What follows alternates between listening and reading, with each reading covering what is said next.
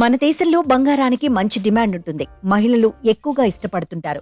బంగారంతో తయారు చేసిన ఆభరణాలను ధరిస్తుంటారు. బంగారం అనేది అలంకరణగా మాత్రమే కాదు, అత్యవసర సమయంలో ఆర్థిక భరోసా కల్పించే సాధనంగానూ మారిపోయింది. దీంతో బంగారాన్ని ఒక పెట్టుబడి సాధనంగా చూస్తున్నారు. పెట్టుబడులు పెడుతున్న వారి సంఖ్య గణనీయంగా పెరుగుతోంది. దీంతో బంగారం రేట్లు ఆకాశాన్ని తాకుతున్నాయి. 10 గ్రాముల మేలిమి బంగారం అంటే 999 ప్యూర్ గోల్డ్ రేట్ 70,000 స్థాయికి చేరింది. దీంతో చాలా మంది వెనుకడుగు వేస్తుంటారు. అయితే అలాంటి వారు తక్కువ ధరకే బంగారం కొని పెట్టుబడిగా పెట్టవచ్చు.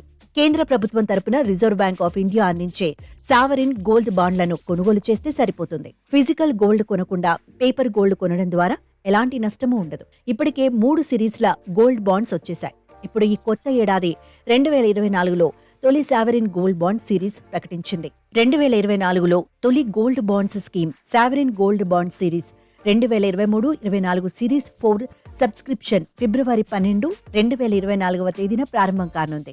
ఆర్బీఐ నోటిఫికేషన్ ప్రకారం ఈ సబ్స్క్రిప్షన్ విండో ఫిబ్రవరి 12 నుంచి 16వ తేదీ వరకు అందుబాటులో ఉంటుంది. ఎవరైతే కొనుగోలు చేస్తారో వారికి ఫిబ్రవరి 21, 2024 రోజున బాండ్లు జారీ చేస్తారు. సావరిన్ గోల్డ్ బాండ్లను షెడ్యూల్ కమర్షియల్ బ్యాంకులు, stock holding corporation of India limited, clearing corporation of India, గుర్తింపు పొందిన పోస్టాఫీసులు, గుర్తింపు పొందిన స్టాక్ ఎక్స్చేంజీల నుంచి కొనుగోలు చేయవచ్చు. సావరిన్ గోల్డ్ బాండ్ల మెచ్యూరిటీ సమయం 8 ఏళ్లుగా ఉంటుంది. 5 ఏళ్ల తర్వాత ప్రిమెచ్యూర్ చేసుకునేందుకు అవకాశం కల్పిస్తున్నారు. ఒక వ్యక్తి 4 కేజీల వరకు బంగారం కొనుగోలు చేయవచ్చు. అలాగే హిందూ అవిభాజ్య కుటుంబం సైతం 4 కేజీలు కొనొచ్చు. ట్రస్టులు, ఇతర సంస్థలు ఏకంగా 20 కిలోల వరకు పేపర్ గోల్డ్ కొనేందుకు అవకాశం ఉంటుంది. దీనిపై కేంద్రం వడ్డీ ఇస్తుంది.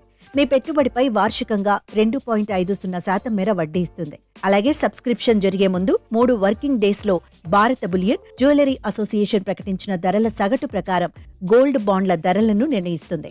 ఆన్లైన్ ద్వారా కొనుగోలు చేసే వారికి ప్రత్యేక డిస్కౌంట్ సైతం ఇస్తుంటుంది. అయితే ఈ గోల్డ్ బాండ్లపై వచ్చిన ఆదాయంపై ఆదాయపు పన్ను ఉంటుందని గుర్తుంచుకోవాలి.